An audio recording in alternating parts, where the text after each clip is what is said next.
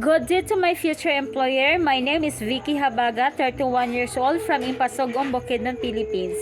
Undergraduate o Bachelor Secondary Education major in Mathematics in Matina, Davao City. Single, I have only one daughter, 7 years old. I have my work experience in Saudi, finance contract as nanny, and also in Hong Kong, finance contract as nanny. My first employer, they have 3 months old newborn and 3 years old toddlers. My daily routine is to take her the newborn, bathing the newborn, feeding the newborn. After feeding the newborn, I will barfing and changing the diaper and to give their vitamins and to check the temperature and wash the bottles. When the newborn is become 8 months old, I will prepare their foods and I will boiling the potato with the squash and broccoli. I will blender and to feed her.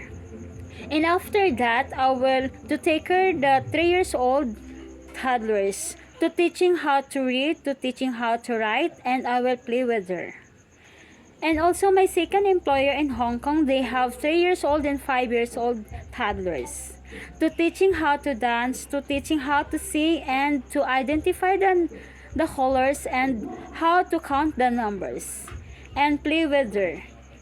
If I have my free time, I will do my household chores like washing the clothes and ironing and cooking.